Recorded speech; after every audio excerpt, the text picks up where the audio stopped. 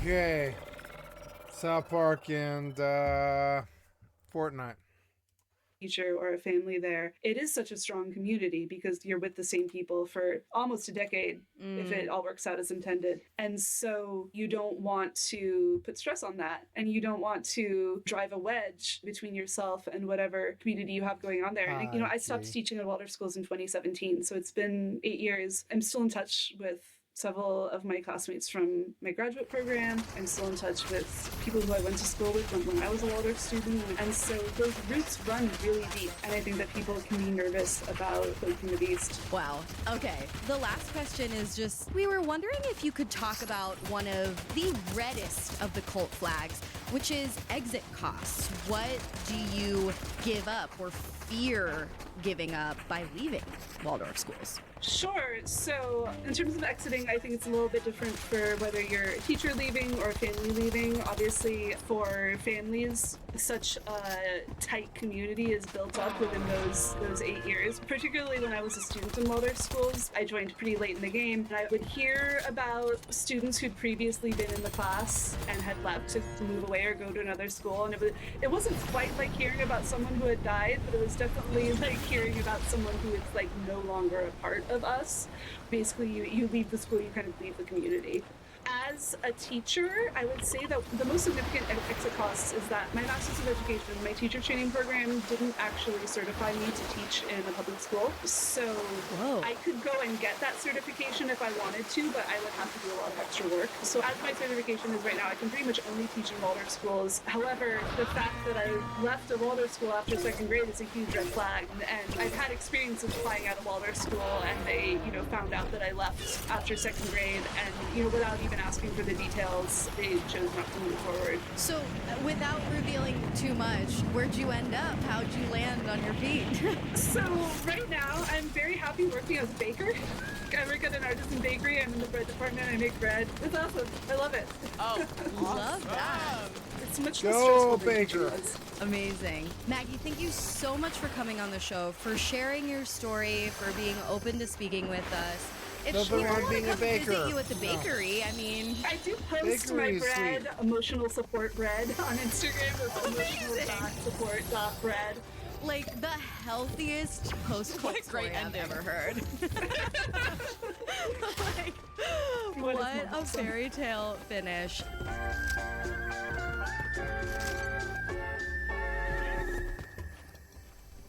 All right, Reese, out of these 3 cult categories, live your life, watch your back, and get the fuck out. Which one do you think the cult of Waldorf schools falls into? I'm getting the fuck out once I can learn how to read where the exit sign is. Get the fuck out. You know what? You might be right.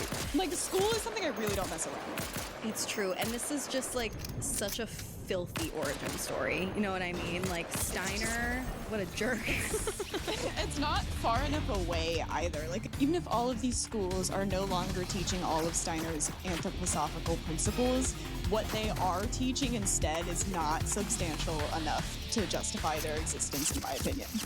Yeah, I'm not seeing much sort of like accountability and reform on the part of Waldorf schools. I'm just seeing a lot of like never complain, never explain, to quote the royal family's PR approach, which definitely feels culty. I always want to express sort of like sensitivity when talking about the ways that people raise their kids, because there are just so many reasons to feel inadequate as a parent in 21st century America, and I would like to believe that most parents who are enrolling their kids in Waldorf schools are doing it from an earnest and well-intentioned place, and they really just want the best for their kid, and they want their kid to be immersed in creativity and nature and all of that wonderfulness. But the fact that they're just like putting teachers through training, dropping them like flies, rendering them unable to get another education job because of the like closed system, as it would be said in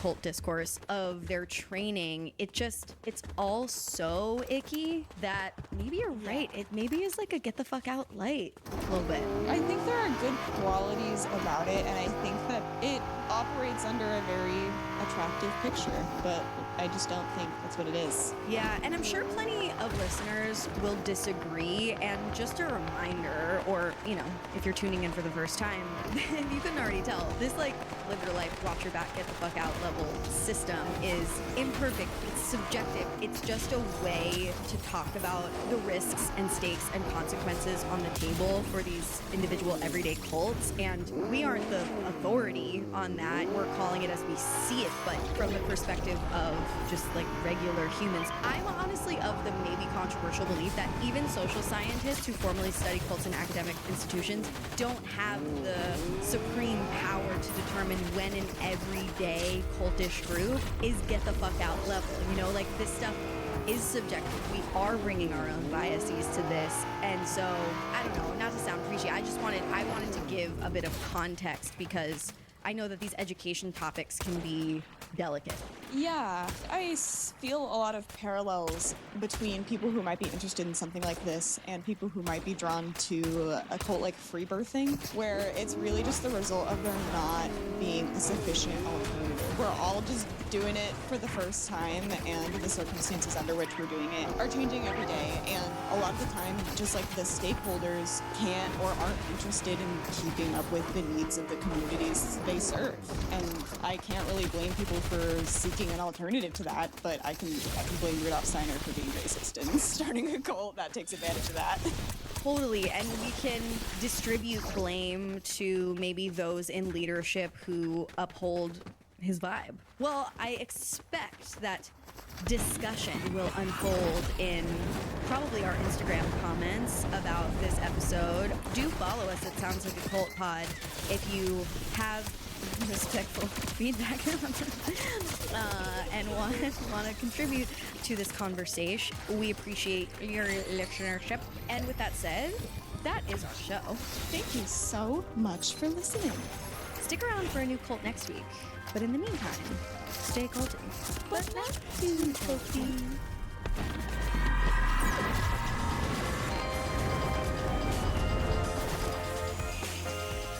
Sounds Like a Cult was created by Amanda Montell and edited by Jordan Moore of The Pod Captain. This episode was hosted by Amanda Montell and Reese Oliver.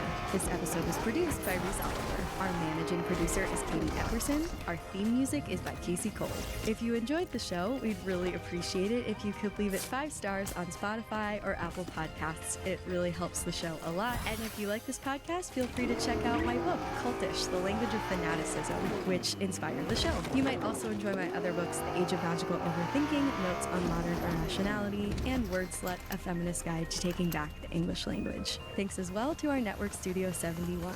And be sure to follow the Sounds Like a Cult on Instagram for all the discourse at Sounds Like a Cult Pod, or support us on Patreon to listen to the show ad-free at patreon.com/soundslikeacult.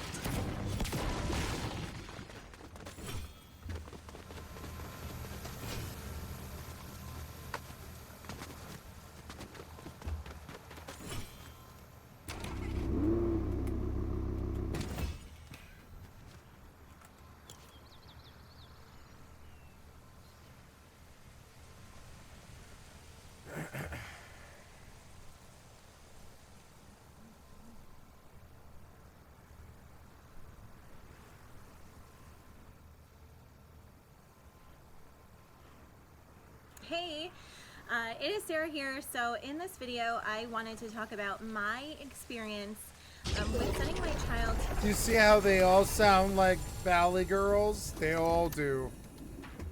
And it really bothered me.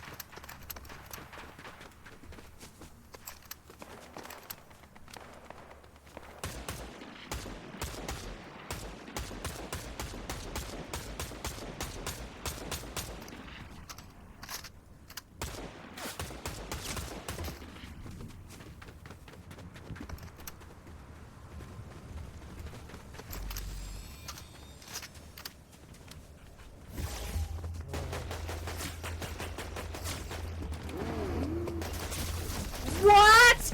Come on, man! How did this guy land on me? I didn't hear a noise or a jump or anything. He just materialized on top of me. What was this? Fucking jackass, I couldn't even drive away! What was that? He killed me instantly. I shot at him and he was suddenly standing next to me! I'll tell you why. Epic sucks big fucking dick, don't ever give him a cent!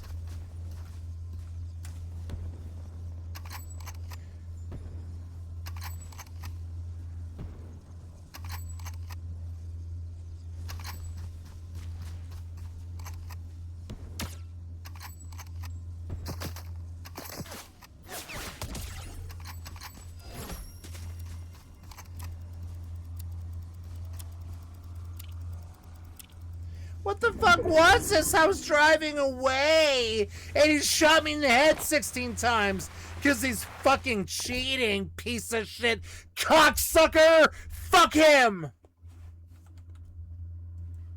To a Waldorf school. The only thing that I'm asking for in this video is a lot of understanding. That is one of the things that I ask. That's the only thing that I really ask in my community, and I'm so grateful that we have an open-minded community where we can have differing opinions and respect where somebody is coming from. So that's really the only thing that I ask. I do ask that you keep an open mind. Everything that I share in this video is 100% true. And this is just me, so I'm gonna chat with you. I'm gonna be real. Okay, so to start off with, I was incredibly ecstatic about Waldorf initially. I was over the moon. There was a Waldorf school here locally that was about an hour away that we discovered when I was researching for more holistic, like hands-on approaches to education that really fit what some of our values are. So just as a person and as a family, we value limited technology. We don't do like tablets or phones or video games. There it goes. See? There it is. And I pause it right there and move on.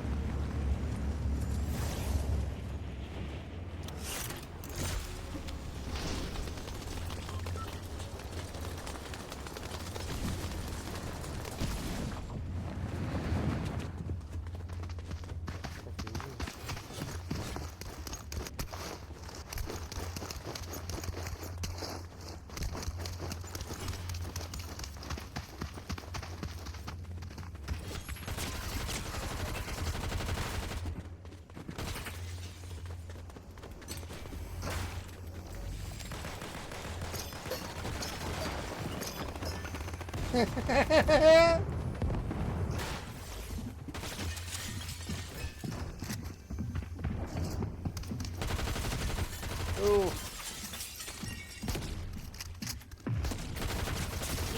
Very limited TV. If we do watch Oh TV, God, please it's stop. usually as a family on the weekend, or it's an educational show, or if they're watching, you know, YouTube or something, it's like a house. Please stop.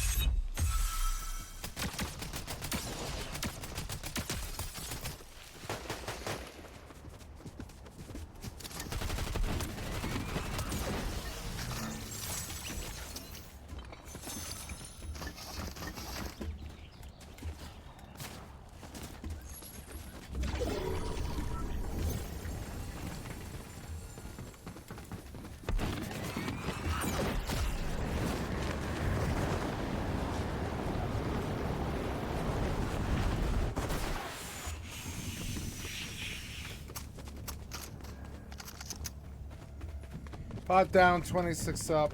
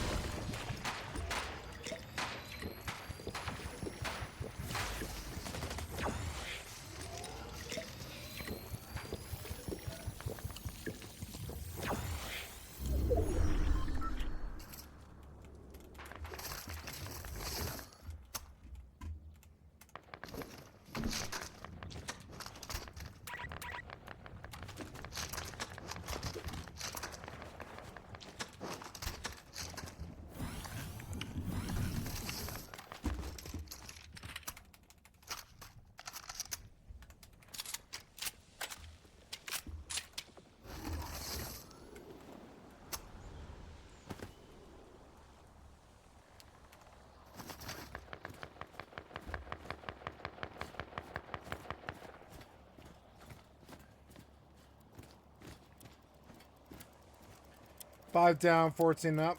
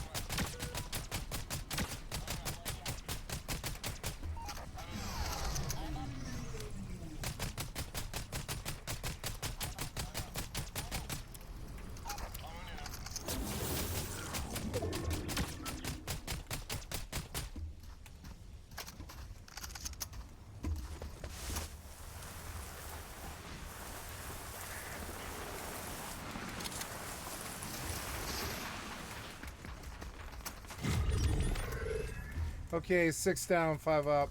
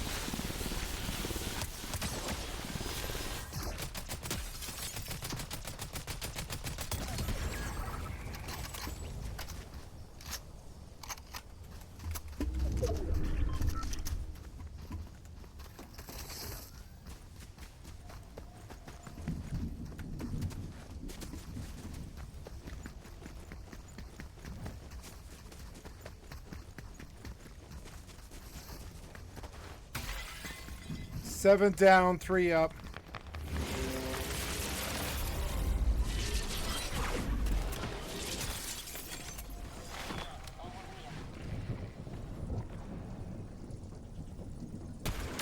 $98.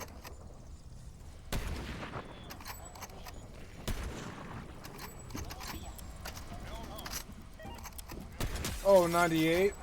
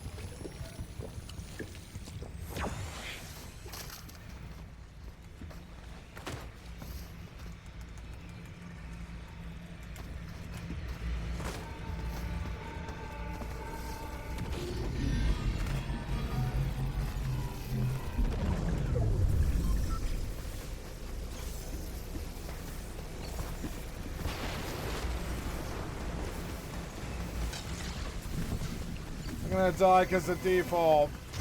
Oh, you fucked me in the corner, you fucking piece of shit. Cocksucker developer, what can I say? Come on, man. That was like you fucked me with your worthless piece of shit design. Suck my dick, piece of shit, cocksucker epic developer.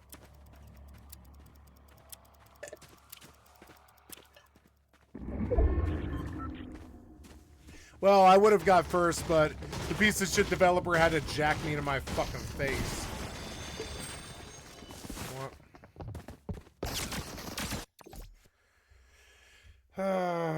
Come on, man. What the fuck was that, man? I lost to the developer. That's only happened to me like 10 times in my life. But it's happening a lot more now that Epic got way the fuck worse. Come on, man. Should I really battle you not telling me I can't get out of that room? Should I really battle that? I don't think so. Your storm is fucking piece of shit. What can I say? I shouldn't have gone in the storm. Whatever. I thought I had enough leeway to get out of there. Nope.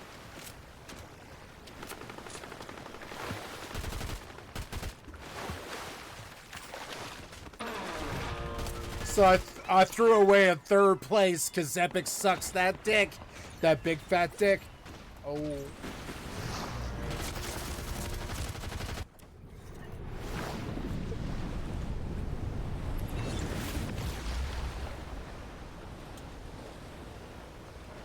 To discovery video. So that is one of our things. We also don't use a microwave, okay? So we're pretty a little out there for some people. Yep. I love organic food. We teach our kids about organic food, organic cooking, sustainability. We had chickens at one point.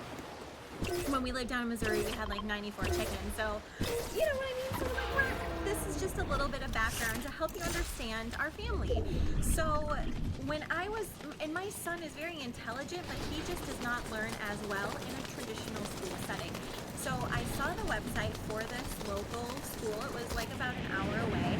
And everything that I saw on the website seemed to be in line with my values. They served organic food for lunch. They had a garden, a community. They had chickens. Outdoor time was very special to them, and like it was a big focus. And I loved that it was, the campus was actually at an environmental center, which I've been to before. So I thought that this was going to be just perfect for us. I was so sure that I committed to driving 1 hour one way to get to this school, because at the end of the day, as a parent and as a mom, I'm going to do my best for my kid.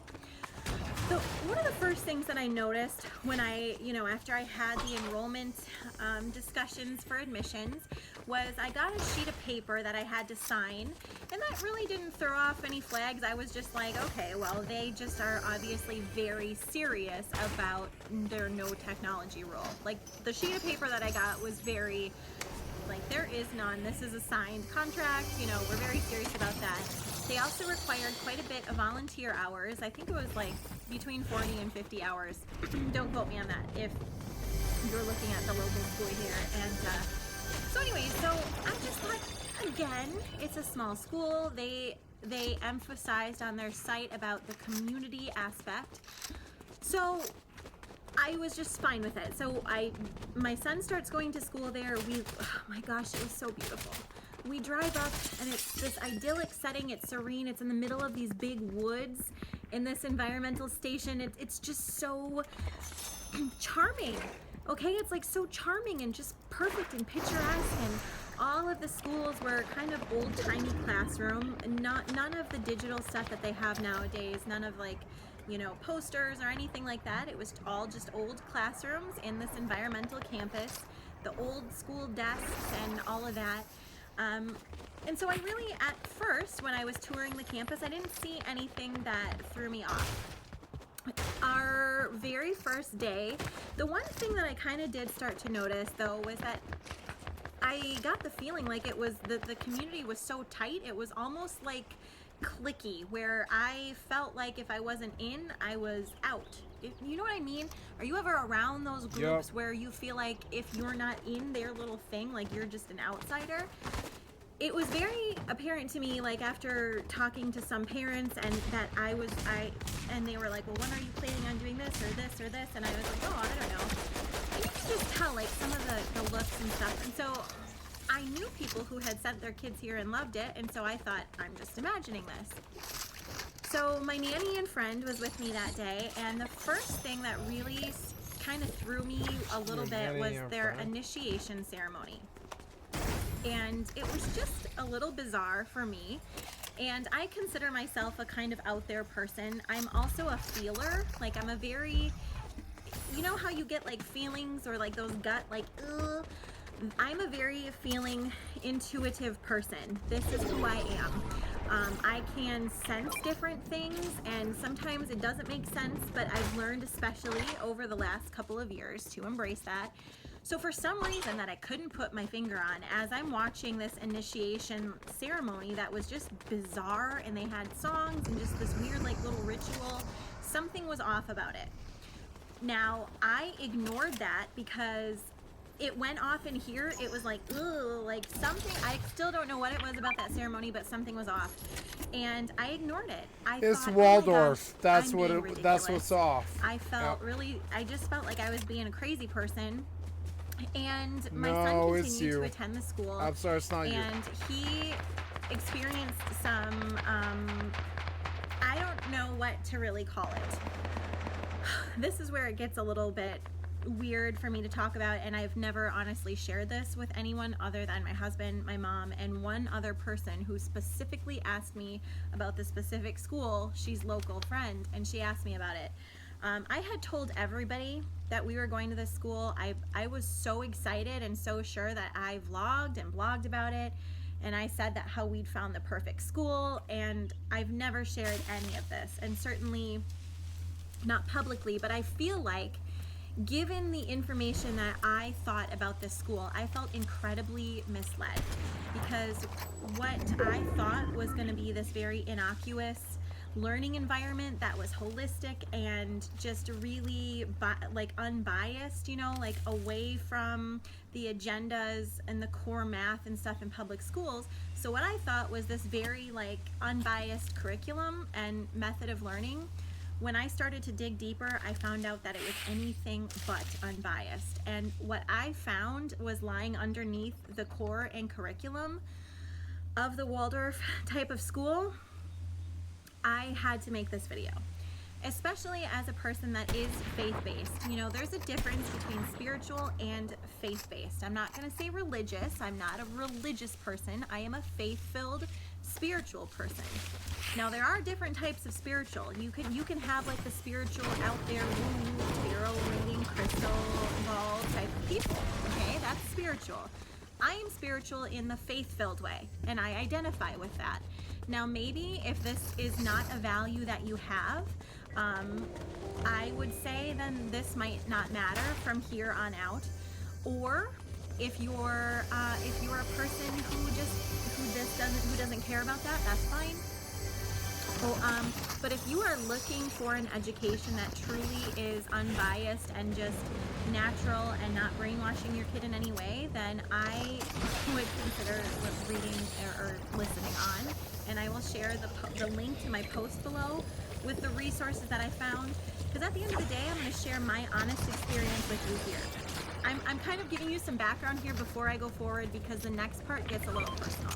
So I'm sharing that here because I don't want to tell you what to do, but I want you to make your own decisions based off of the information that you find. I want you to be aware and to figure out what works for you. Okay, so fast forward a little bit. My son had been attending the school for a couple of weeks, and every time I picked him up, I just started to get this really weird sense.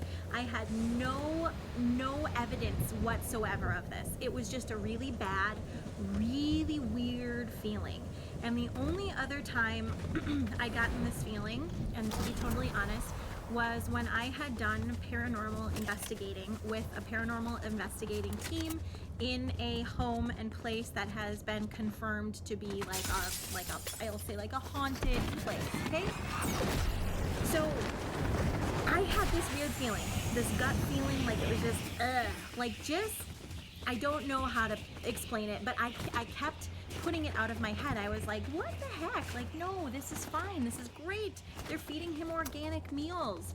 You know, okay. So I kept getting this really weird feeling. And the one day as I was leaving, I'm driving away with him in the car, I had this feeling. And sometimes as I'm feeling things, I will have a word connection. I can't explain this, okay? And if it sounds a little crazy, turn it off and just count me as a whack job. I really don't care. This happened. So as I'm driving away in the car, I just got this feeling that, and all I heard in my head, I don't know if that's the right word, but the feeling that I got was witchcraft. Now I was like, I started telling myself immediately, I'm like, oh gosh, now you're off the crazy.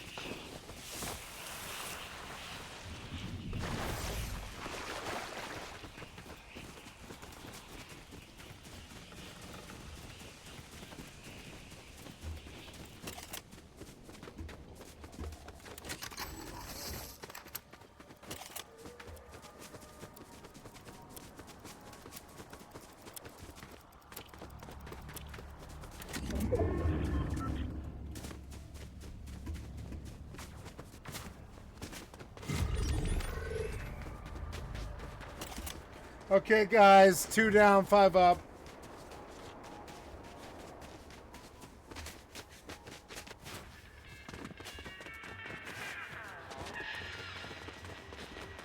I need armor, damn it. Armor, some kind of armor. I think I already did this place, which sucks. But I'm still in the top 5, so I don't care. Oh, I need armor.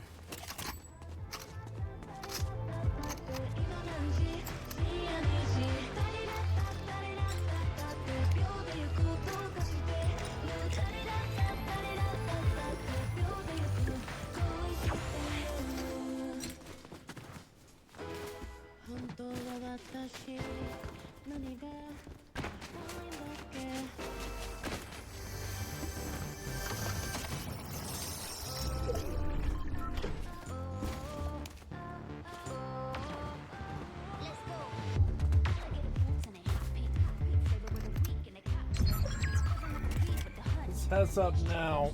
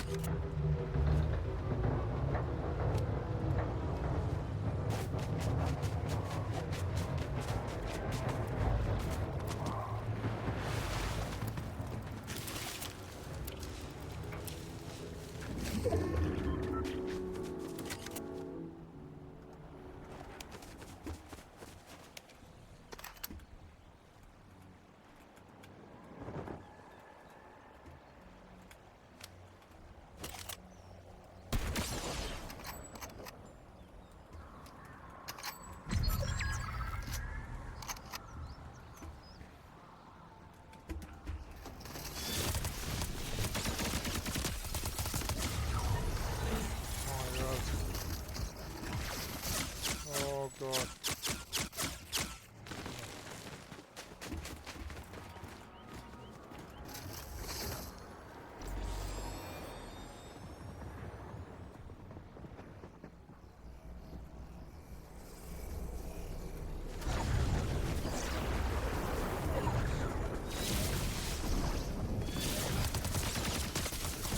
Oh yeah, I got him! I got him, baby! Woo!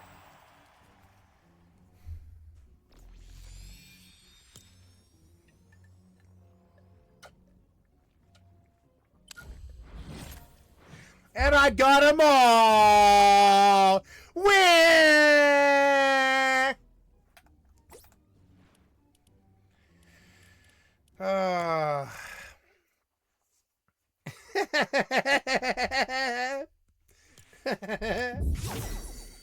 I will bow on a crown.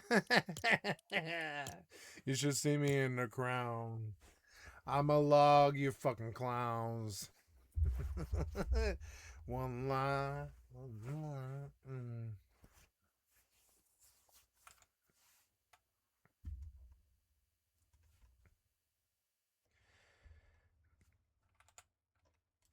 And lady, I was like, witchcraft, it's just a school. You just don't want to drive, so you're making excuses why we're not going to go. You know, whatever. My head starts telling me all these reasons. You're smart.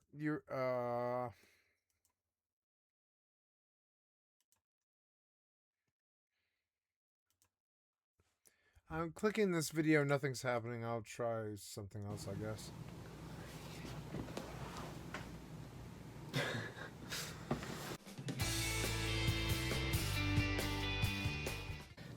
Hello everyone, and good morning, and welcome back to my channel. So today's video is not going to be in Spanish, but I will put Spanish subtitles like always, in case you cannot understand what we're saying in English, or you just want to practice your Spanish. Today's video is going to be about Waldorf education, what it is, how it's impacted us, And the reason Lucas is here is because he also went to a Waldorf school. Yeah, we went to the same Waldorf school, actually. We went to the same Waldorf school, Chicago Waldorf School. Well, how long did you go to Waldorf? So I started in kindergarten, and I went from kindergarten to 12th grade. Lucas joined in 5th grade. Yeah, I have a slightly different perspective, because I went to public school before, up through 4th grade, and then 5th grade. Anytime you have a public school perspective, it jades you, because you're like, oh my god, these people are so socially inept.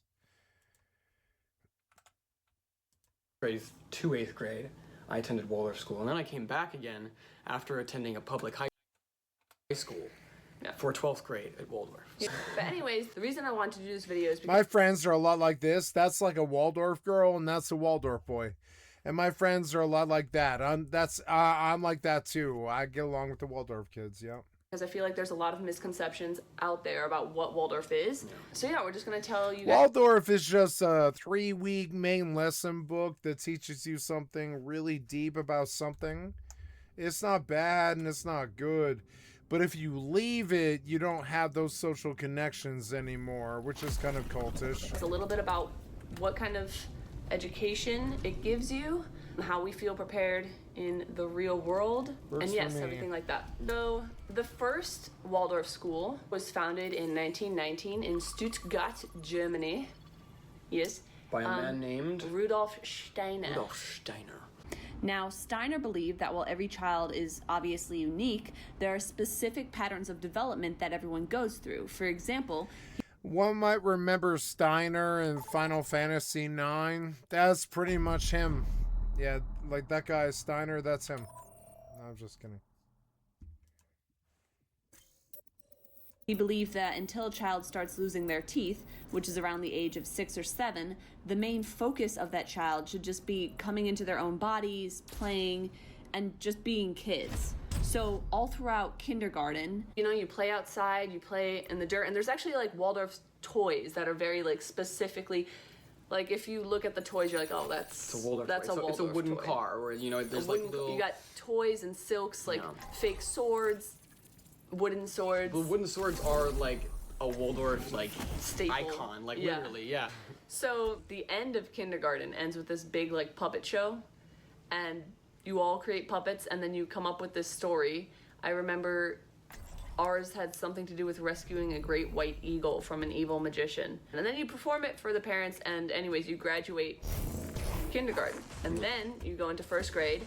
In the morning, like when you first come into school, what you do is you have this sunrise book, which is just a blank book, and you're just encouraged to color in it. And you're not given like pens and pencils, you're given these things called block crayons, which are these like just squares of color. And you're just, you know, encouraged to just make any picture you want. And I went through so many sunrise books, it was insane. I had like 20 by the end of the year. And she's kept them all. I've Like, kept she literally all has of my a box books. I've full kept of all all of of her my morning books. lesson books and her I didn't keep any of it. I didn't like it. sunrise I'm gonna books. try to put a clip in this crazy. video of me going through all my books. Yeah, that'd Like, be a really I'll good just idea. show you guys.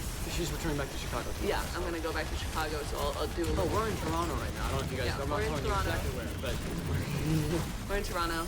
We're just filming this in his hotel room. a lot of interesting pictures. It's kind of fun to look back on them. So yeah, these are some of my sunrise books. This bin right here is middle school. And one of the cool things about Waldorf is that you're not learning from a textbook, you create your own textbook. So for example, here's my math textbook from which grade? I'm not exactly sure. You know, here's my math textbook. So yeah, this is my middle school, grade school box. And over here, I have my high school bin.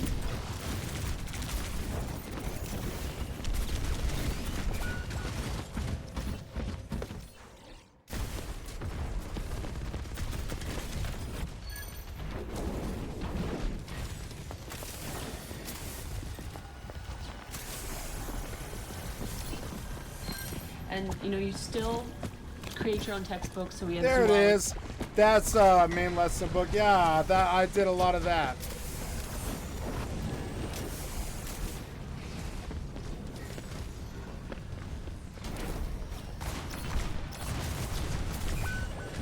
What?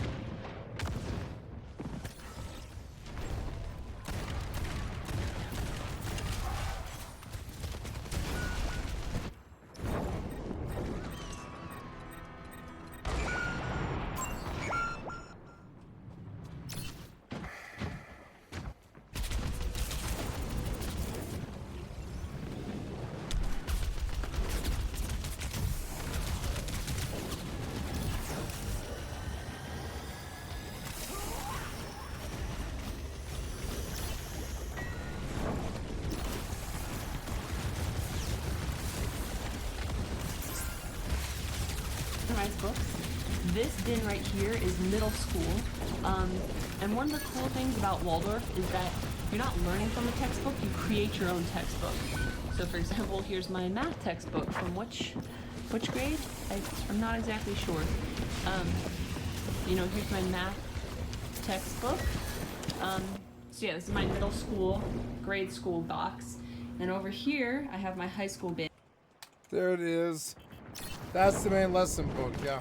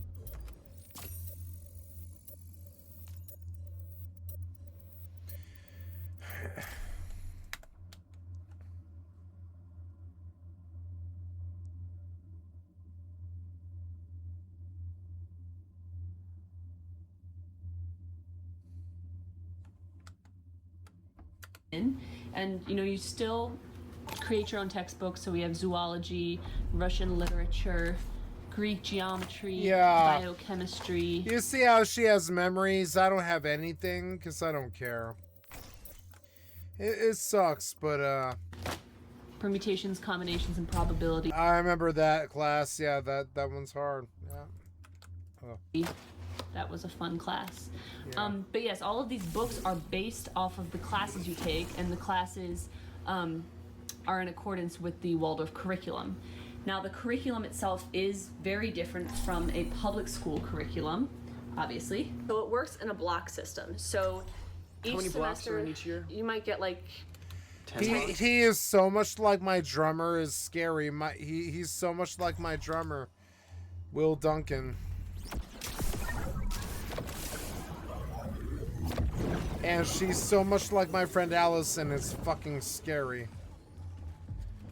But they were sucked into 10 to 12 okay. blocks a year. So one block will be like your art. Yeah, one block is like music and history. Another block will be biology. Another block will be, you know, astronomy, chemistry, physics. And so for that block, you go like during morning lesson, which is, you know, 2 hours in the morning generally. You just learn about that subject. You just learn about that topic. Then after snack, which is like a break, you know, you break, and then you go we into get your snack recess, and lunch recess. Think about that when you're trying to pick up what school you're going to. So after snack, you know, you have classes, you know, math, Spanish, orchestra. Waldorf, the learning style is mostly based on stories. So you learn by hearing stories. So for example, the way we learn to like write each letter, you know, we had this character who went on an adventure, and that was the path that they had to take. And so like we made the S because they had to go around the mountain and through the woods or whatever it was. Everything that we learned, I feel like, was very generated around a story. Generated around the story. The teachers were all storytellers. Exactly. They would give you information through this beautifully well, and they would illustrate in beautifully colored chalk on the board, and they would show you like exactly what they were trying, and it was just an amazing way to learn. In public school, I never experienced that. Although in 4th grade, when I was in public school, I made a point of, because I had planned to go to a Waldorf school for 5th grade, and my teacher was like, you know, make sure you guys do this homework or whatever. And I was being a little brat, and I was just like, you know, well, I'm going to a Waldorf school next year where we won't even have homework, so I should practice not doing homework. He really hated me for that. But that was Mr. King, and all he did for science class was turn on Bill Nye the Science Guy and then go smoke cigarettes. Sorry, Mr. King, if you're watching. Mr. King, we just exposed you. Oh, Joanne. So yeah, it's just all throughout middle school.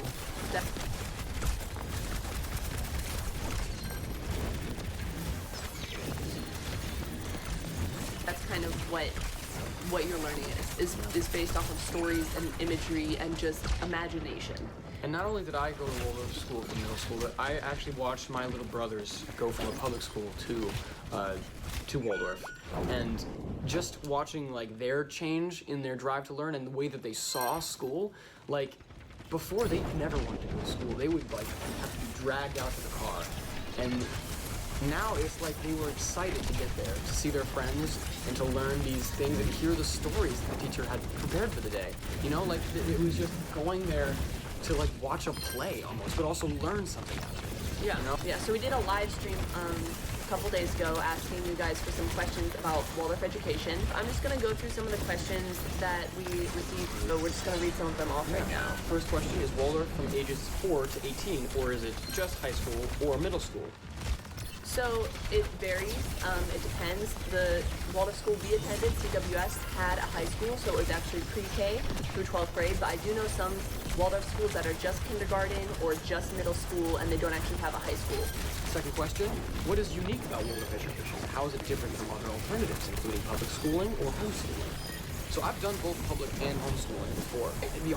I did homeschooling after I left Waldorf, so I actually looked for a homeschool curriculum that kind of matched the Waldorf initiatives, and I found a program called Oak Meadow, which is the closest online program to Waldorf beliefs as possible, and you know, we learned about our platonic solids in a very similar way, and we learned about art in a very similar way. We used Platonic clay, and that was really awesome. So if you're looking for a homeschooling education, Oak Meadow Academy is phenomenal.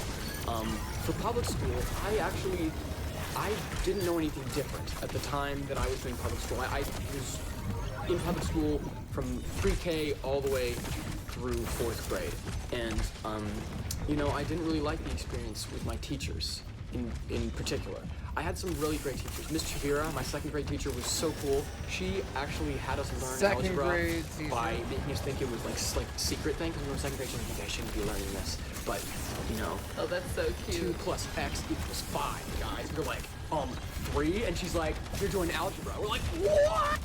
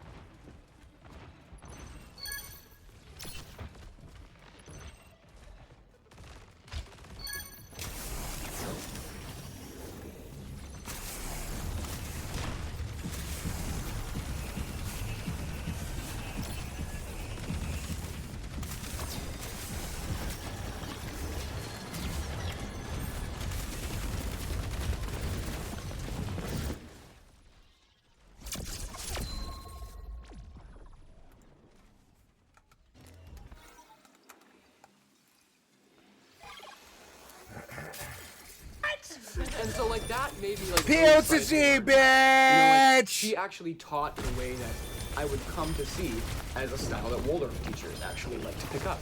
What qualifications do you receive? As you said, there is no standardized testing. Okay.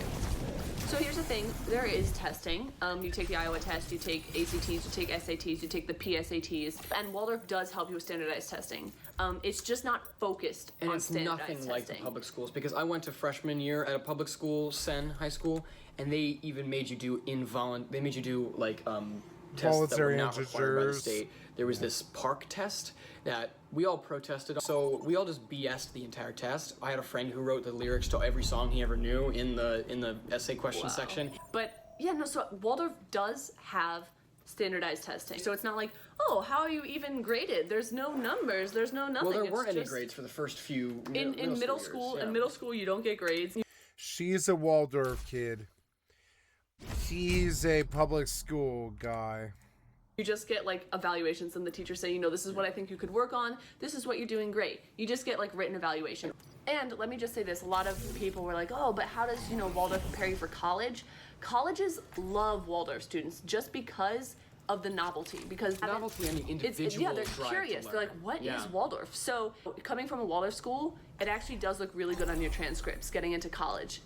What made your parents decide to put you through Waldorf school? It was me, but you go first. So it was actually my parents. The reason they chose to send me and my brothers, I have 3 brothers by the way, the reason they chose to send all 4 of us to a Waldorf school was actually because, so they moved to Rogers Park, and they went to the beach, and they saw all these kids playing at the beach, and they're like, wow. Was that Albion Beach? It was at Albion Beach, and they're like, wow, That's these like the kids. Waldorf Beach. Yeah, they're like, wow, these kids, they're so polite, they're so well behaved. Yeah. And they're like, what school is this? And the kids are like, oh, this is Waldorf. We go to a Waldorf school. My parents are like, that's the school we're sending our kids to. Yeah. Bam. So that's how we discovered Waldorf. I discovered Waldorf because, well, we had a family in our building who, one of the mother was a Waldorf teacher. He was an early childhood teacher. She still is. And I was always just interested in what it was because they had kids of our same ages, so we always hung out with them. And my mother recommended that I go to the circus club that they had there. So it's an after-school program that actually teaches you how to do aerial acrobatics. I remember that. It was insane. It's nothing like you'd ever find at any other traditional school. You can go in and do crazy cool things on silks, on Spanish web, on trapeze, dancing on balls, unicycle. After that was in 4th grade, so I went from my public school. After school, I would go to Waldorf and do circus club, and I performed with them, and that was one of the best experiences of my childhood. I'm pretty sure that was what made, because I'm on my walk home from the circus club performance, I was just like, Mom, I want to go to Waldorf school. I want to go to Waldorf school, and that's just it. And I don't want to go back to...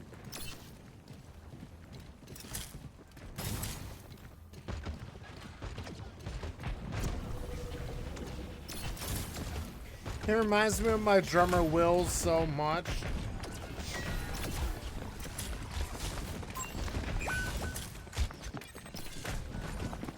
To Waters Elementary. Sorry. Sorry, Waters. Sorry, Waters Elementary. Sorry, Mr. King. Yeah, and then he came to Waldorf and was in my little brother's class. I really enjoyed it. And that's how he got there. And that's how I met her. That is how he met me. So thank God I went to circus.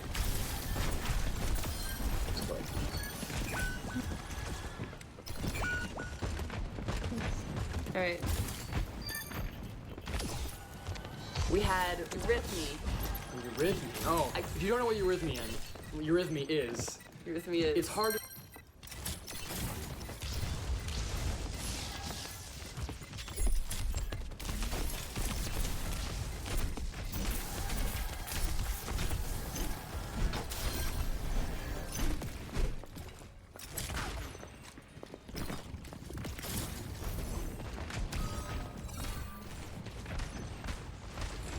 explain, but it's so hard a to form of interpretive dancing that's very focused on your energy and your movement, and Yeah, and it helps you with spatial awareness. It's basically, to me, trying to make sense of what eurythmy is. To me, it's basically teaching young children how to be spatially aware.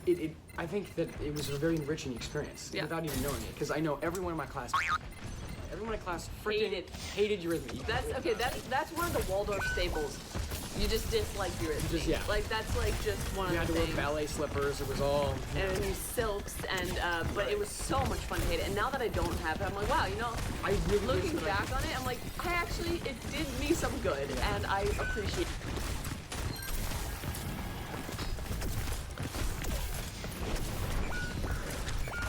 it. A lot of people, they think Waldorf, they're like, oh, is that like that hippie cult? Like you guys like praise fairies and stuff? And if it's a joke, I just say yes. Yeah, Yes, and yeah, I mean, they have a kind of a point. Like our mascot for our teams was a gnome. Which is very appropriate because, you know, in the early childhood years, the stories that the teachers tell are all about gnomes fairies and you know, magical creatures and everything like that. Yeah. So, you know, I get it. It's a beautiful image to have in your mind as a child. That, you are gardening, you're weeding the plants so that the gnomes and fairies can make their live there. And it's so much fun to live that. But looking from an outside perspective, I can see where people are like, you believe in fairies, bro? What the fuck? Yeah, but every child should have the right to a very I know, a very vivid imagination. Vivid image. And Waldorf gave a lot of space for that. Yeah. For an imagination to be created. Yeah. I have a couple friends, I'm not gonna name names because we don't really get along anymore, but they were really dissatisfied with the way that Waldorf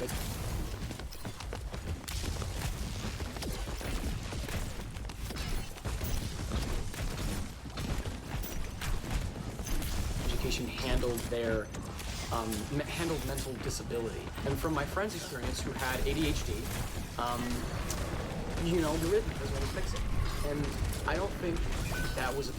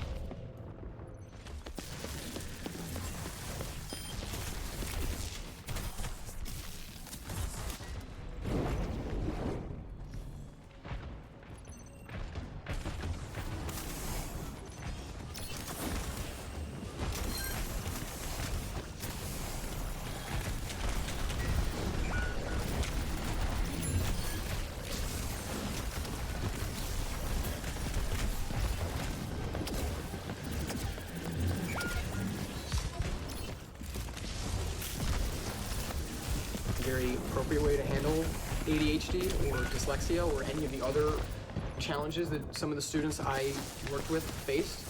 But yeah, so like this video isn't just supposed to be like, oh my god, Waldorf education was so great. We're just giving, you know, our version, like our experience of dealing with Waldorf education. it has its ups and downs. It has, yeah.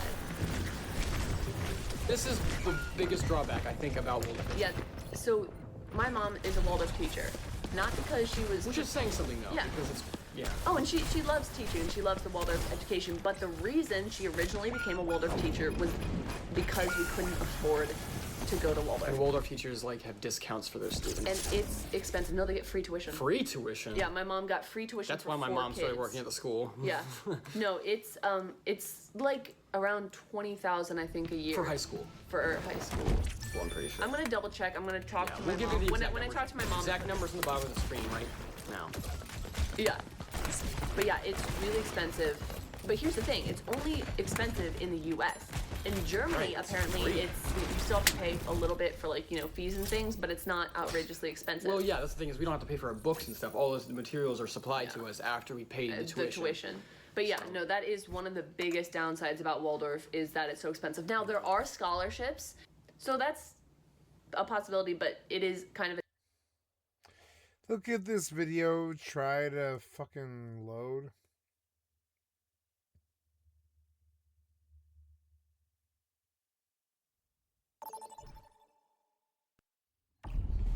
No, no, they actually really, like, they didn't load this.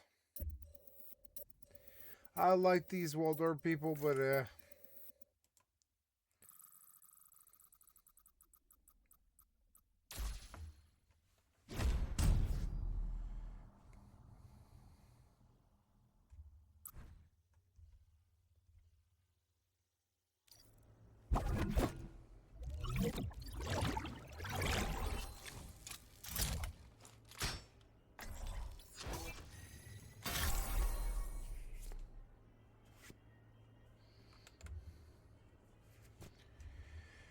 Alright, go back to YouTube. You seem to be really bad at YouTube right now. I really don't know why. Look at you try everything. As I, like, tell you to click something, you take 5. 1, 2...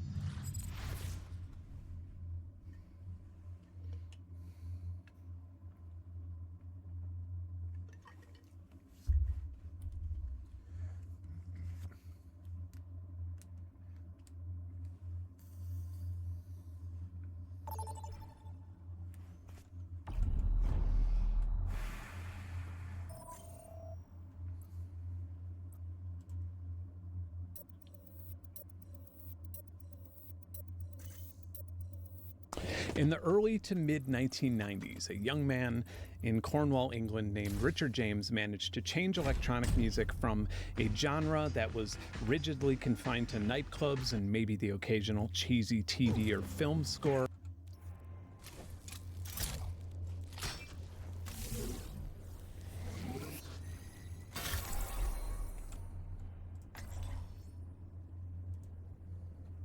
He'll DMCA me, won't he?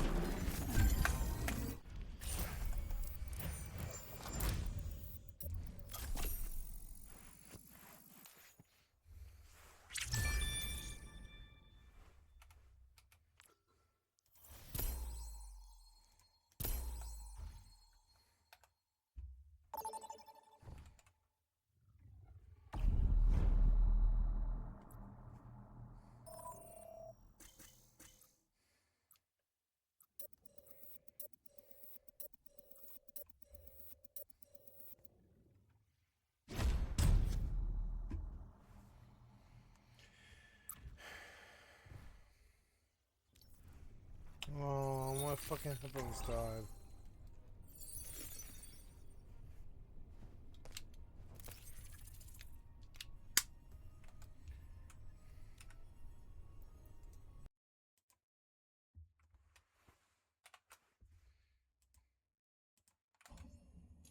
Voilà.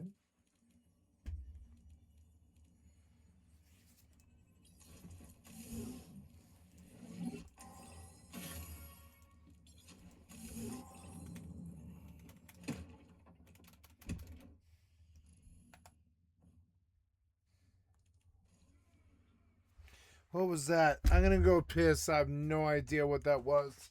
BRB. What the fuck was that?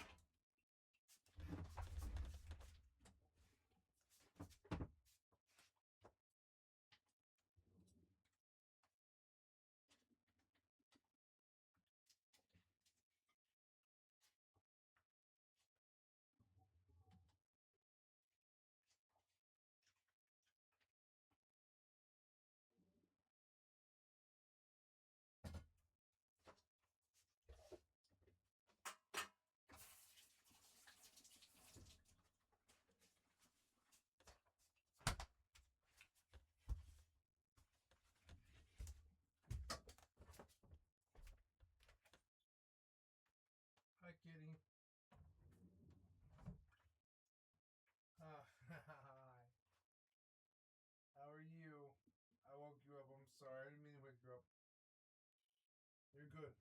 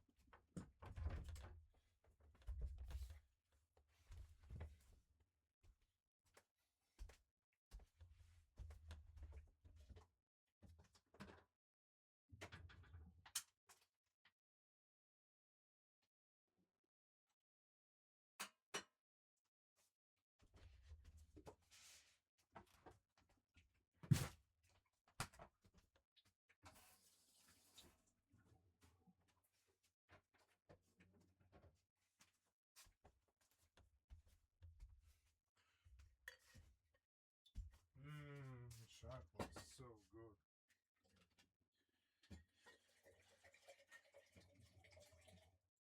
There it goes. Oh, I'm out though.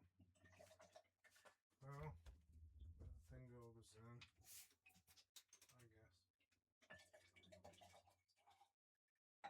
That's good enough. Okay.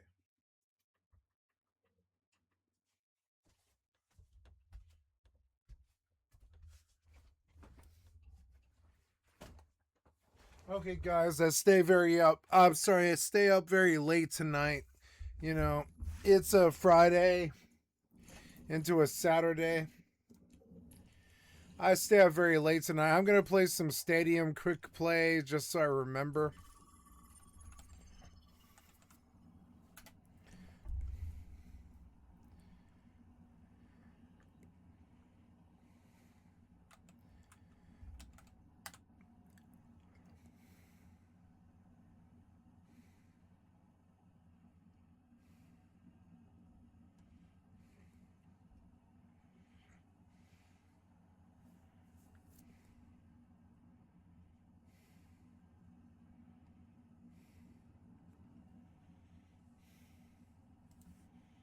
Hey, my name is Braden, and I'm going to the Westminster Dog Show at Madison Square Garden on acid. On acid. There it goes. One hit is not enough. I'm gonna need you to take 2. Pussy. Pussy. I'm gonna need you to take 2. You don't impress me. 2. You needed 2 hits, bitch. You're a bitch. You're a bitch.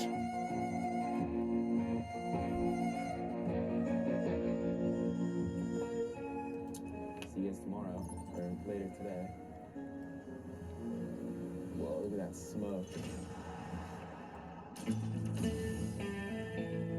So, how many times have you tripped acid in your life?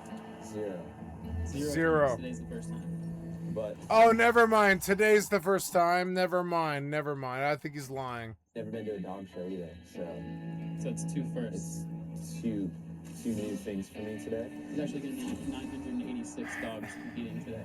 That's a 986. Bring me back to YouTube and give me something better.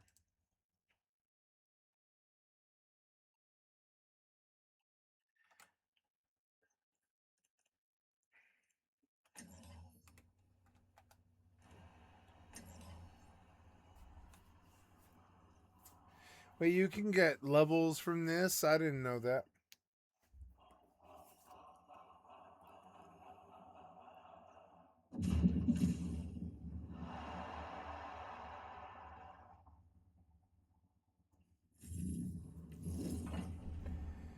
Multi-ball.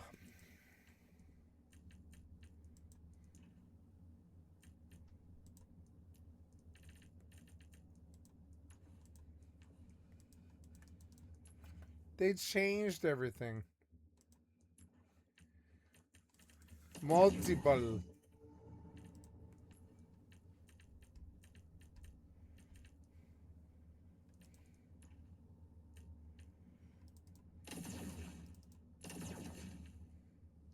Hi, kitty. I love you. I love you, kitty. You feel my hands on you, kitty? You feel that I love you? I love you.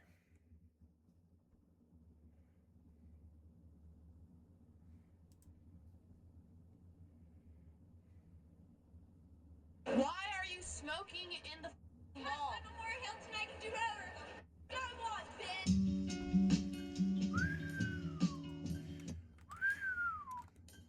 I mean, she's the party queen. She should. I agree. Scene. The bratty, loud, and iconic aesthetic that ruled MySpace profiles, walked tour parking lots. Oh my god, these people actually like wanted this.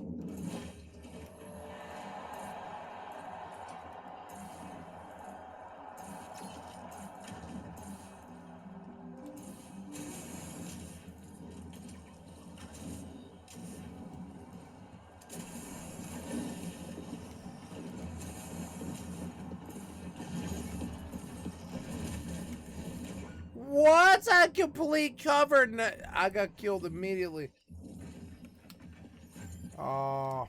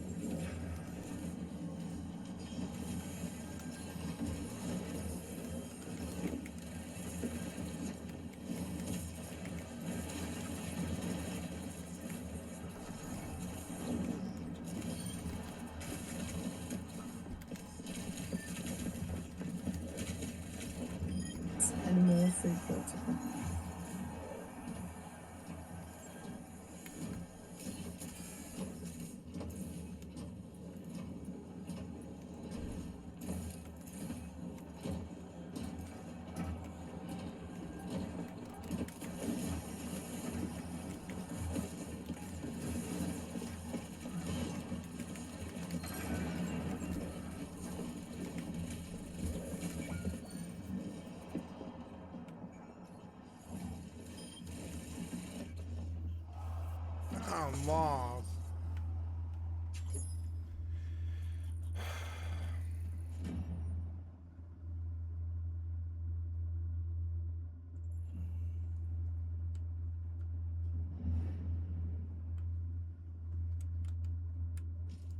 The globe. It began in the early 2000s, launched to popularity in the mid 2000s, and declined in the early 2010s. And it is the collective source of millennials' cringe and heartwarming nostalgia.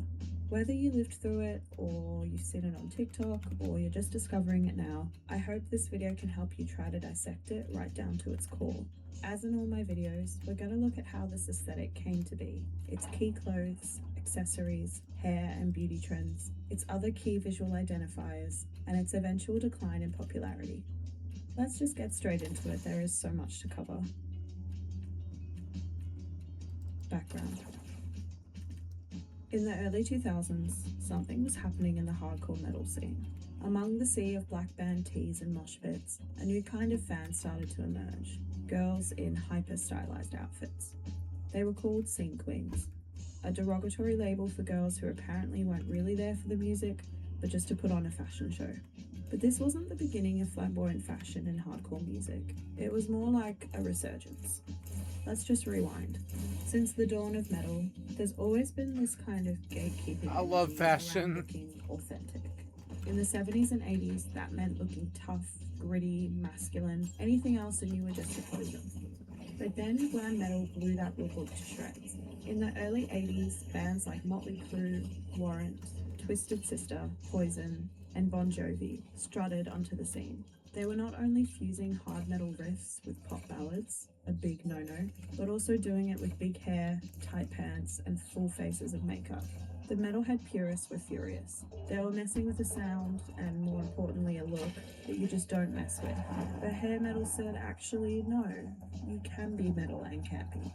Fast forward a couple of decades, and the spirit of glam metal was bubbling back up.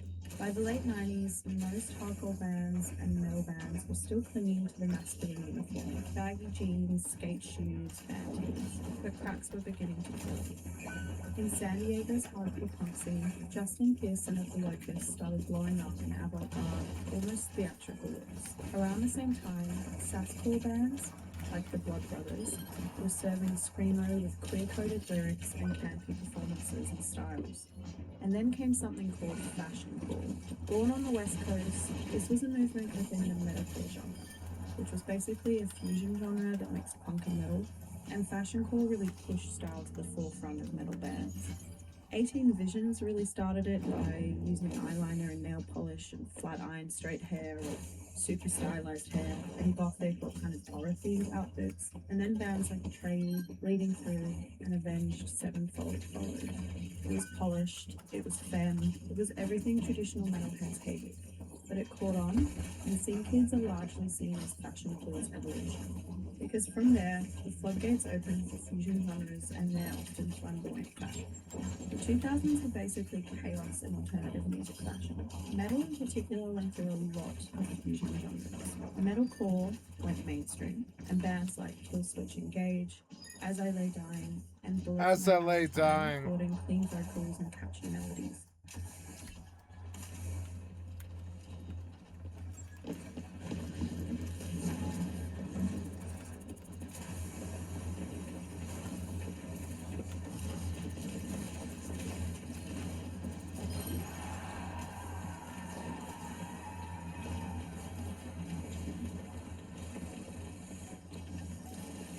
To the genre.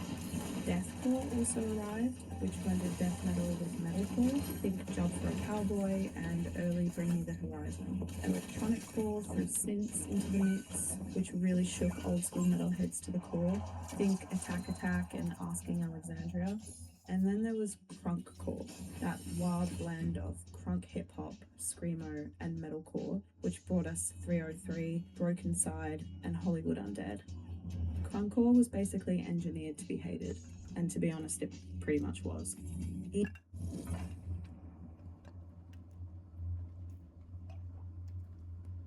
I don't know, I like some of it.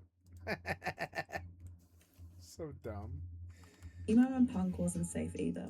Emo, once a raw and indie sound, started sounding very poppy in the 2000s. Panic? Yeah, Panic.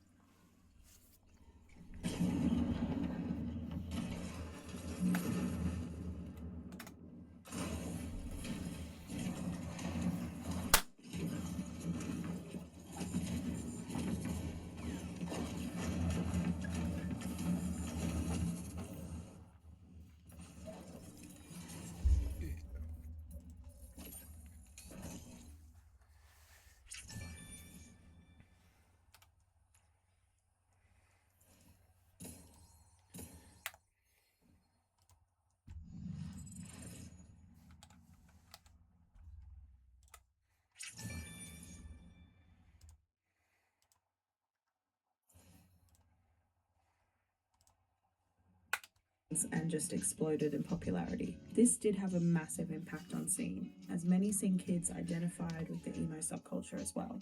Meanwhile, punk got an electronic makeover with acts like Cobra Starship and the Millionaires, or a sugary, sweet makeover with bands like Metro Station and Forever the Sickest Kids, whose sound was so poppy it earned them the nickname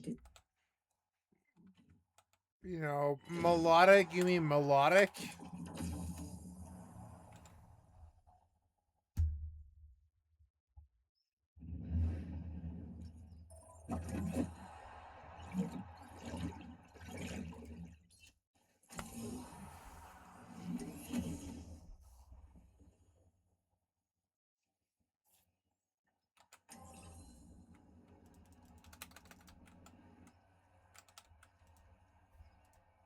punk. And while they were mostly just doing a more sugary version of what Blink-182 and Sum 41 had done in the pop-punk boom of the early 2000s, I can't tell you how looked down upon this was by old-school punks. But all of these music genres were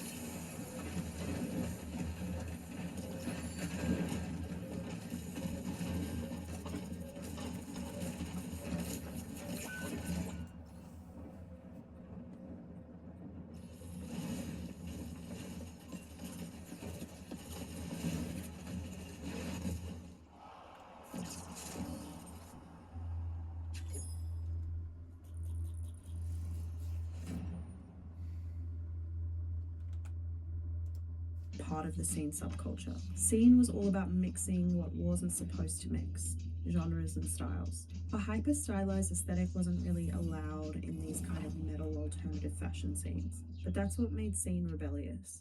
Not against society, but against genre and fashion gatekeeping. And if glam metal... Yeah, she said it well.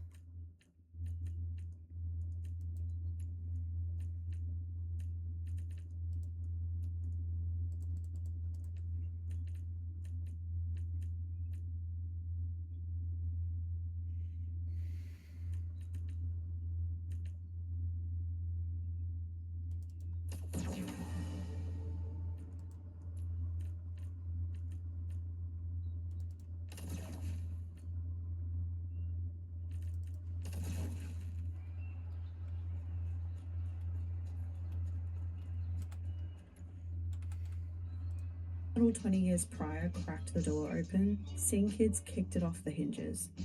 Because they basically had a very powerful engine behind them that helped create and spread their aesthetic. MySpace. MySpace wasn't just a social network, it was the first real aesthetic engine.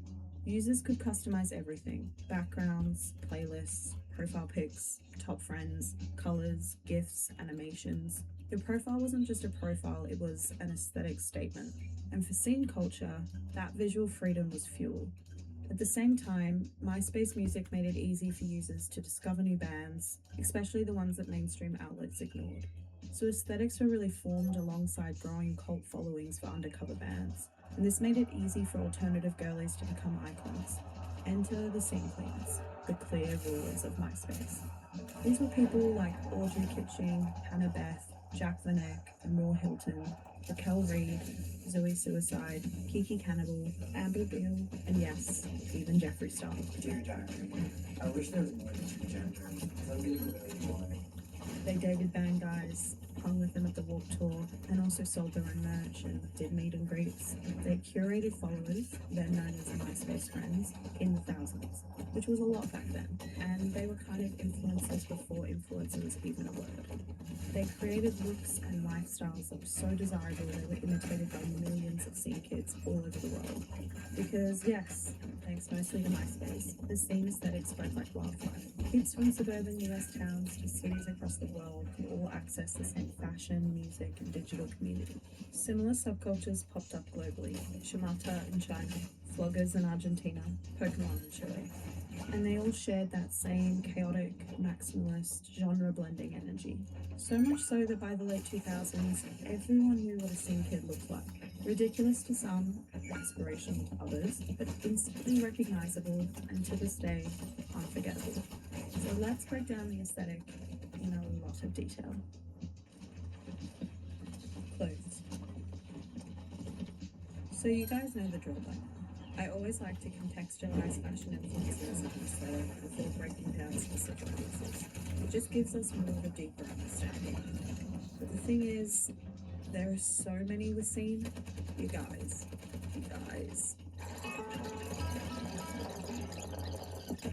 But you know, I'm gonna break it all down for you. Hair metal and punk. So we've already kind of talked about 80s hair metal. Punk is something I kind of touched more on in the emo video. It had a stronger influence on emo than scene, but it's still worth mentioning. In a nutshell, punk fashion in the 70s and 80s was rebellious, androgynous, and super DIY. It was born from working class youth who were pushing back against society with clothing that shocked the mainstream. And my god, has their legacy stuck around. Punk has basically shaped alternative fashion for the next 50 years. One major underrated influence of punk on scene was its DIY spirit.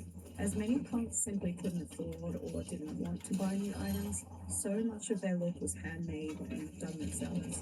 Scene kids kind of followed in their footsteps, which gave the aesthetic a kind of scrappy, handmade edge that made it feel uniquely theirs. We'll see some examples of this as we go along. Rave and cybergoth. While raves started in the 80s, they really took off in the 90s, and basically they centered around electronic music, euphoria. In its beginnings, its fashion was all about oversized and functional clothes, but it did often incorporate neon, chaotic, childlike costume pieces. One rave subgroup was cybergoths. They emerged in the late 90s and early 2000s out of the graver scene, or gothic ravers, who began raving due to interest in industrial music. But cybergoths created their own otherworldly look by mixing dark industrial and goth style with bright neon rave fashion.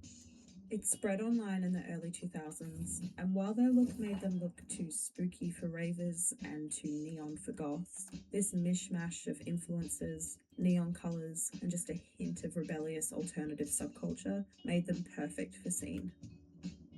Garou and Kawaii. Garou style popped up in the late 90s. While the exact look varied significantly depending on the specific Garou subculture, it was largely a rejection of traditional Japanese beauty standards by incorporating gaudy, Western-inspired fashion and makeup. Alongside their partying and clubbing lifestyles, they were also seen as a rebellion to traditional Japanese female roles.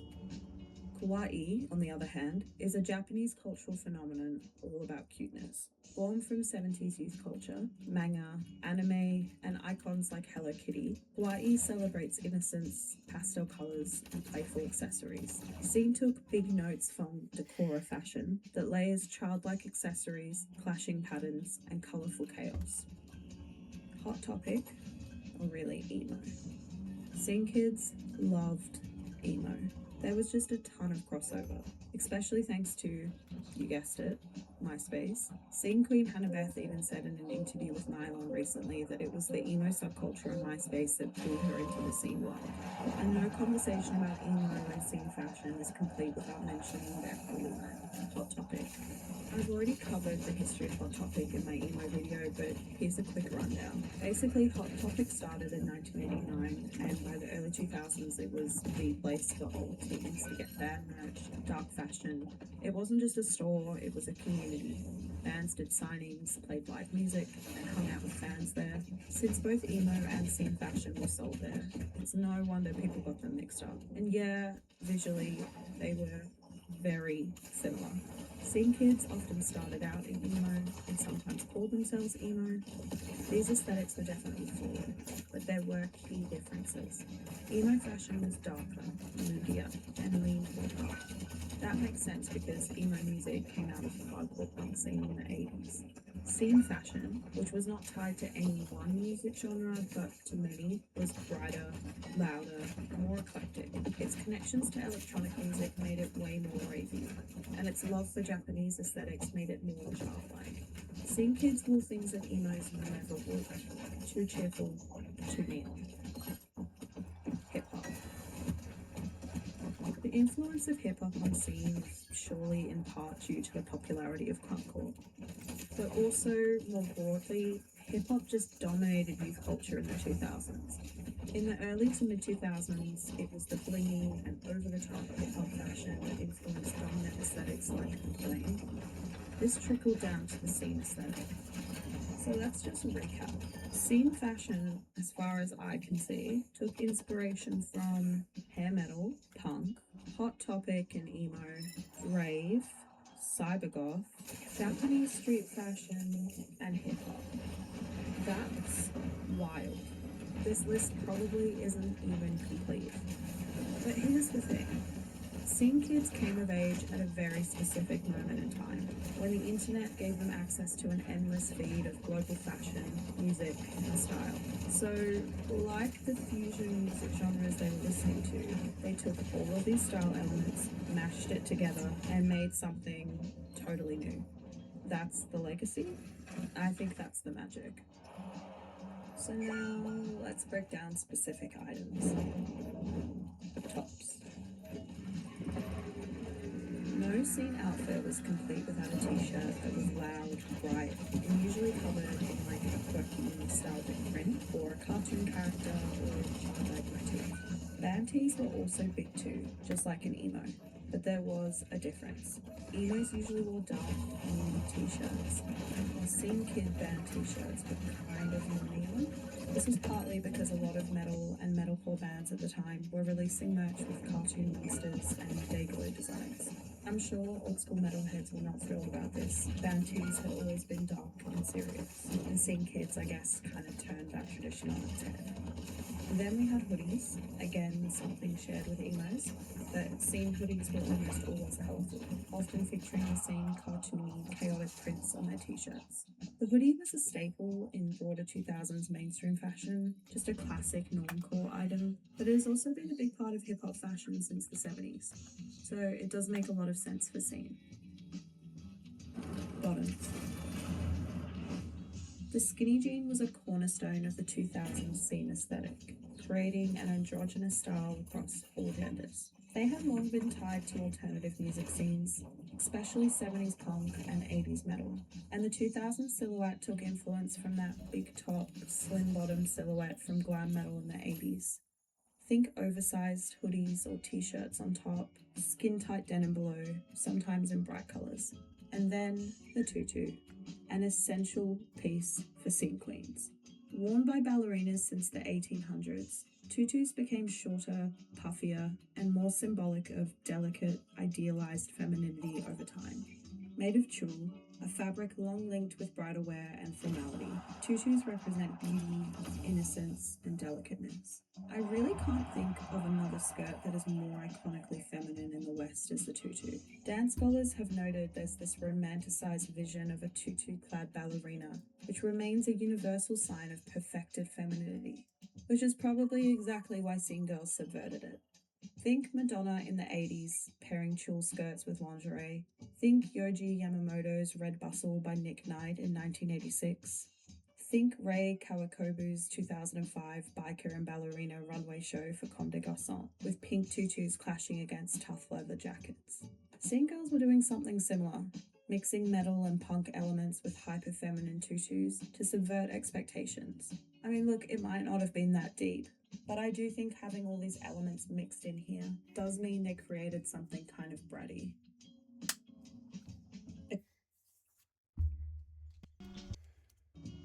Jewelry.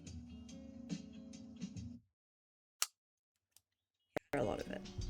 Arguably the most essential accessory to a scene queen look are copious amounts of plastic beads. Scene queens were obsessed with brightly coloured beads, usually candy and or fuse beads. They often handmade these pieces, an example of their punk DIY influence. They were drawing strong visual parallels with both children's fashion in Decora, who often used dollar store jewelry to finish their look, but also definitely rave culture. Plastic jewelry is iconic in rave culture. Here, candy beads are worn to trade through a ritual meaning peace, love, unity, and respect. Rubber bracelets were also big in scene. Like emos, scene kids collected band merch in bracelet form that were usually covered in song lyrics, logos, or random slogans. These bands knew what they were doing. Rubber wristbands were a massive 2000s trend, especially after Lance Armstrong's Live Strong bands dropped in 2004. Meanwhile, those scene kids' thin gel bracelets go back way earlier. Madonna and Cyndi Lauper helped push these jelly bracelets into fashion in the 80s, though they were first seen in Latina girl gangs in 70s Los Angeles. In the 2000s, these bracelets were everywhere in schools, with playground rules around what to do if someone broke yours. I won't go into this, it's insanely inappropriate, and when I look back now, it's no wonder they got banned from so many schools. There are two more iconic scene necklaces, the diamond and the brass knuckle. The diamond felt like a parody of 2000s hip-hop bling, and scene queen Kiki Cannibal famously sold overpriced versions in her Kiki Couture line. Brass knuckles, originally a weapon, later worn in punk and metal, were reimagined in girly, plastic, colourful form, again kind of maybe subverting a masculine item. Pearl necklaces were also worn, but costumey and plastic, similar to Decora dollar store jewelry.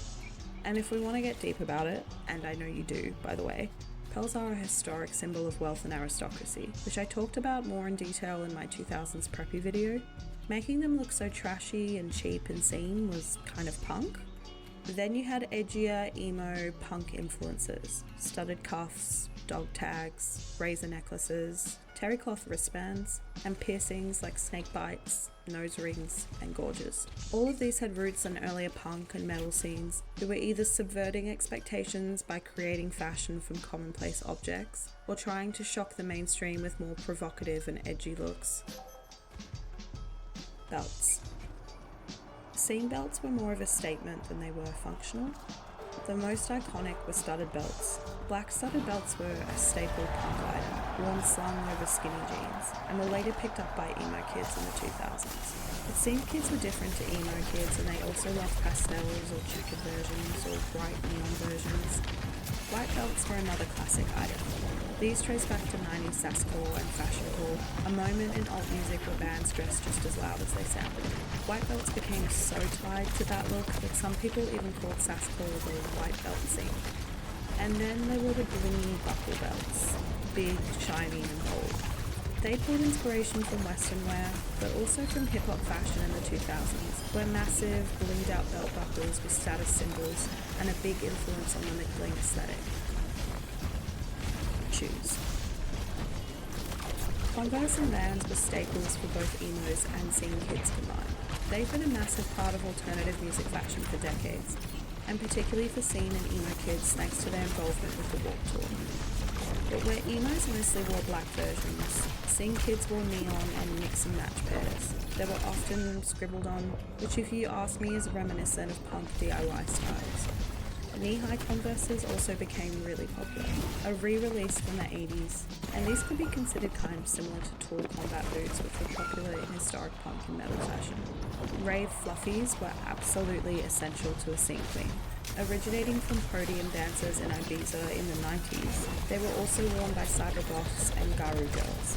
They're a classic example of scene's eclectic nature. And lastly, you had the Osiris sneakers, specifically the NYC 83 model.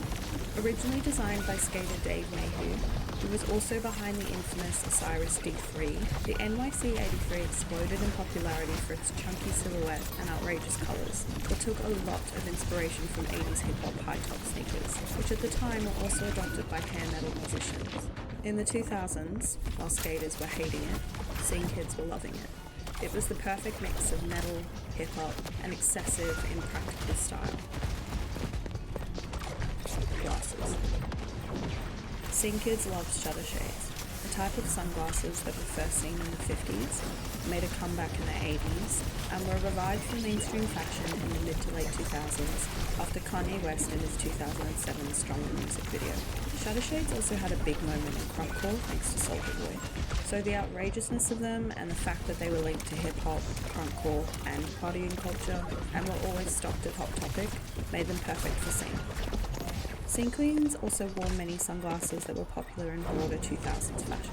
Oversized sunglasses, for example, which pulled from McBling in 2000s celebrity it girl fashion, and later on in the mid to late 2000s, Wayfarers and horn-rimmed glasses became popular, borrowed from the indie hipster scene. Even if you didn't need glasses, you wore the frames. Alright, and I stole these glasses too. I know I'm so brutal. I got them from my local movie theater. Hosiery. One of the most iconic scene accessories was a tall striped sock or striped legging. Their origins go back to Victorian Gothic styles, and more goths and cybergoths in the 90s. Early 2000s Japanese youth also wore this item to create punk looks, including in Decora styles. Then there were also black or neon fishnet tights, which pulled from cybergoth and DIY punk roots. Scarves. The kufiya scarf was another crossover with emo and broader 2000s style. These scarves are a symbol of the Palestine resistance and Middle Eastern and North African culture, but were turned into an indie sleaze icon in the 2000s, largely thanks to Balenciaga's 2007 winter collection that brought them to the mainstream. Small bandana scarves were also big, and were also worn tied around wrists or thighs too. This came mostly from hip-hop culture, originally seen as gang symbolism. Other accessories. The striped arm warmer. So iconic for scene. Borrowed from goth and more goth fashion, these were a crossover accessory with emos for sure, almost always sold out at Hot Topic. Other styles that crossed over with emo and were largely rooted in 70s punk fashion were skinny ties and crossover bags covered in badges. Punk used these to mess with corporate dress codes. And lastly, there were snapback caps. A smaller part of scene fashion for sure, but definitely not random. Originally made for baseball in the 50s, they gained major traction in the 80s, 90s hip-hop scene. Think Michael Jordan's Gatorade cap in '89, Will Smith and Fresh Prince, and NWA's iconic look. Their strong ties to hip-hop just show how influenced scene kids were by that fashion. Hair and beauty. I don't know if anything's more iconic and seen than their hairstyles. Makeup styles were important too, don't get me wrong, but hair? It's what they were most known for, and most ridiculed for. With that iconic, jagged, choppy, asymmetrical cut with long side bangs and bright streaks of colour is just one style of the aesthetic. If you track how scene hair changes over time, it's actually quite varied. At the beginning of scene in the mid-2000s, hair was flatter and streakier, often with extreme side bangs, and taking a lot of influence from emo side bangs, who themselves were largely inspired by late 90s side-swept fringes on alternative bands. Around 2007, you saw this extreme growth in hair volume, usually involving teased hair at the crown that was really smooth, with extreme side bangs that covered most of your face and were held down with a bobby pin, bow, or hair clip. There were also similarities here with Garu fashion, where hair is bleached, big, and often wigged.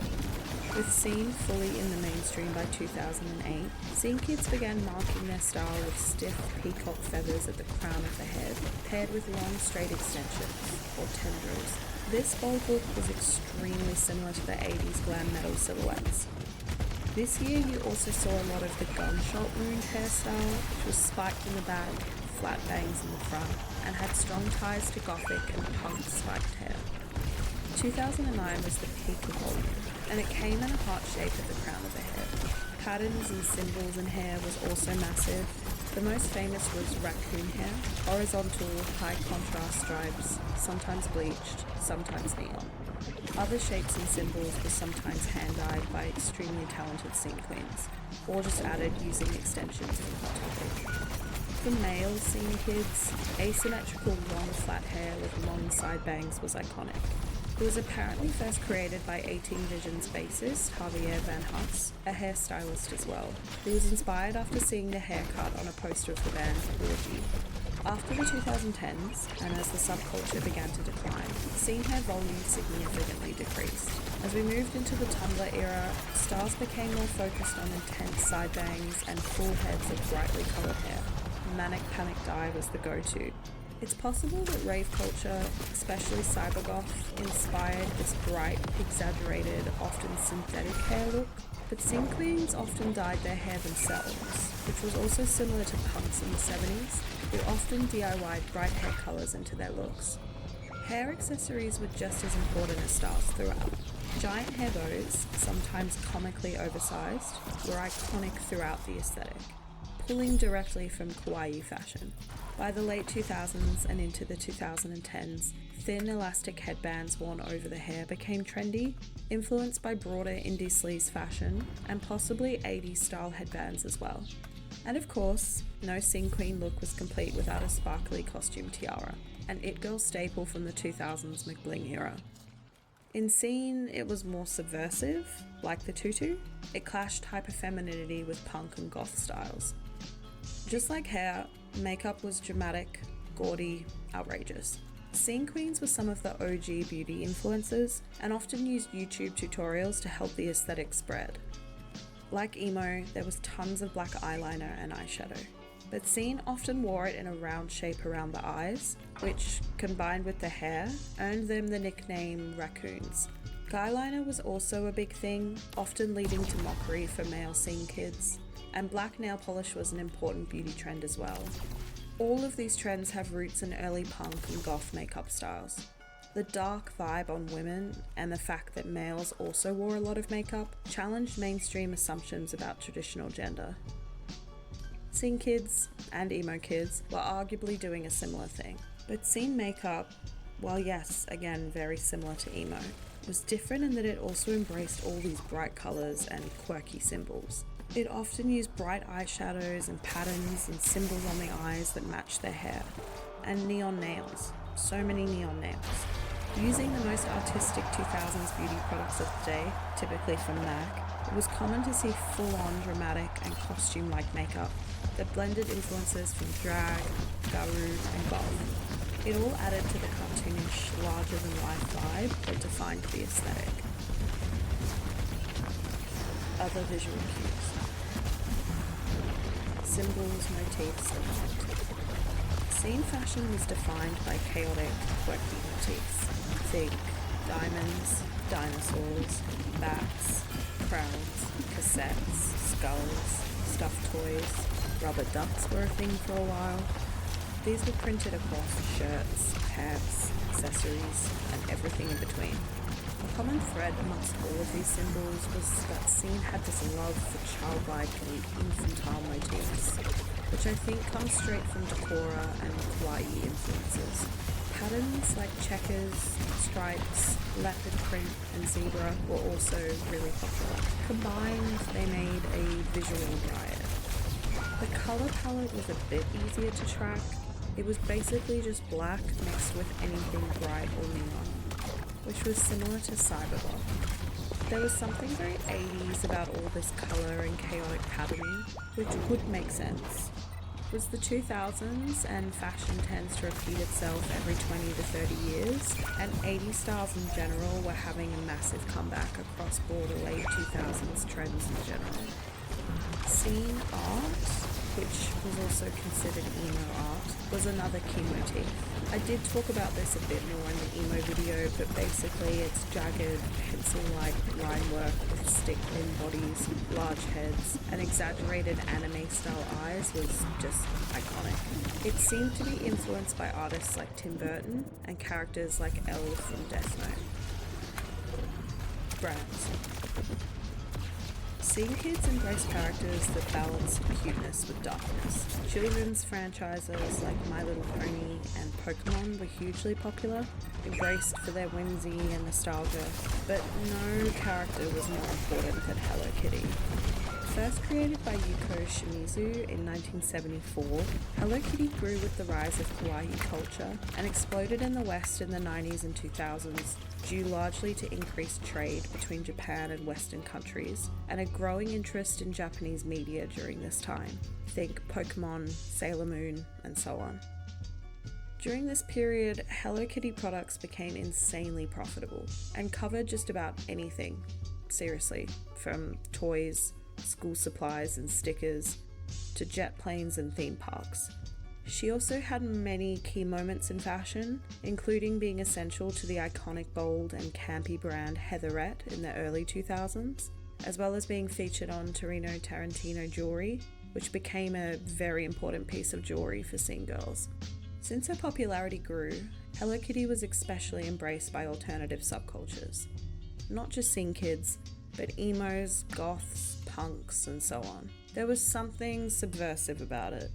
In the 90s feminist punk riot girl movement, for example, Hello Kitty was adopted as a mascot to critique outdated forms of femininity and to make the point that it's okay to be angry at the patriarchy and still like girly things. Look, I don't know if it was that deep with scene girls, but by mixing it with punk and metal clothing items, it did have that similar subversive quality. The mixing of dark themes and girliness carried over into Scene's love of kawaii noir, or cute with a dark twist. Gloomy Bear, a pink bear who mauls humans, was a perfect example, completely adored by scene queens. And their love for Japanese culture continued with Domo, the quirky mascot of Japan's NHK broadcaster. American characters joined the party too. Invader Zim, especially the character Gur, was just adored by scene kids. Designed by Johnny the Homicidal Man.